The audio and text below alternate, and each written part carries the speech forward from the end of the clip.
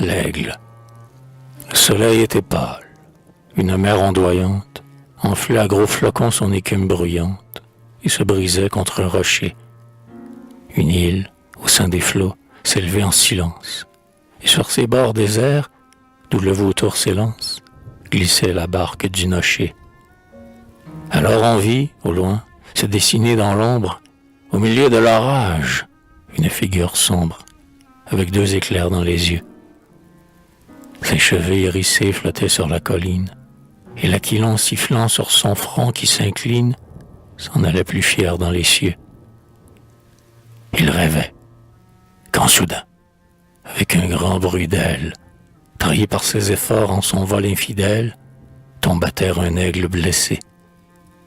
Il pousse un cri plaintif, et son aile tremblante, laissant sur la poussière une empreinte sanglante, soulevait son corps épuisé. Battu par la tempête et blessé par la foudre, sur ses monts escarpés et ses rochers en poudre, il venait chercher un tombeau. Ou bien, Joe déçu reconnaissant son maître, comme linceul funèbre, il réclamait peut-être de sa pourpre au moins un lambeau. Et le destin sourit, en voyant ses victimes, qui du monde et du ciel n'avaient touché les cimes que pour mieux tomber et souffrir. Ces 2 rois détrônés au déclin de leur âge, qui sur le même roc jeté par un orage, ensemble étaient venus mourir. Napoléon plaignit cette chute fatale, et sur l'oiseau sanglant, passant sa main royale, il y laissa tomber des pleurs.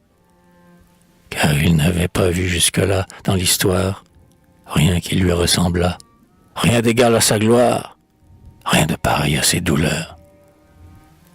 Mais dans l'aigle orgueilleux tombé loin de son air, qui monta jusqu'aux cieux pour trouver le tonnerre, il a reconnu son destin. Lui, convive chassé des royales orgies, qui laissa des corps morts et des plaines rougies, comme les restes du festin.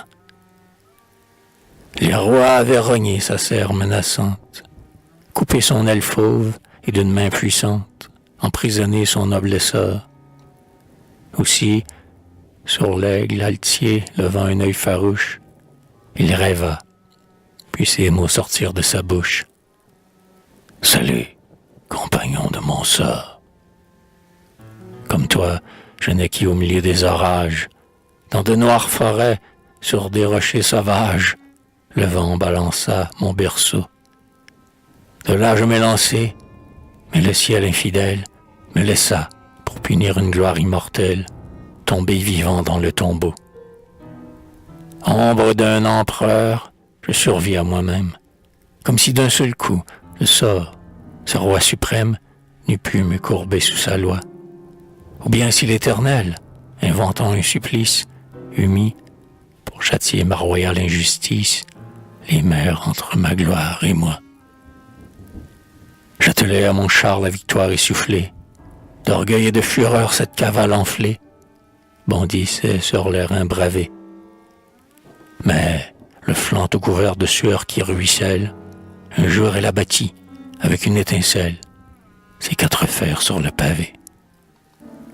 En la teignant de sang, j'ai fait de ma casaque une pourpre de roi.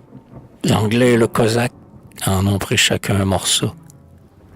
Pareil à l'homme-dieu cloué sur le calvaire, j'ai vu se disputer tous les rois de la terre pour les débris de mon manteau. Qu'il ose, disait-il, si le fils de la foudre, descendre de sa croix et traîner dans la poudre les rois, dieux de l'humanité. Et moi, serrant les poings, tout écumant de rage, j'essayais, mais en vain, car, en passant, l'orage m'avait pris ma divinité. Oh, ma mère eut vraiment une pitié cruelle. Pourquoi m'avoir nourri du lait de sa mamelle? Pourquoi sourit-elle à ma voix? Mais sentait-elle, alors, en devenant féconde, remuer l'avenir et les destins du monde dans son sein enfanteur de roi? Et puis mieux vaut encore avoir vécu ma vie, avoir vu de ces rois la vengeance assouvie, garder la cage du lion, se réveiller meurtri des coups de la tempête, et pouvoir dire après, en relevant la tête, c'est moi qui fus Napoléon. Chaque religion, déposant la tiare, baisait les pieds poudreux de moi, corse barbare. Je croyais avoir dompté Dieu.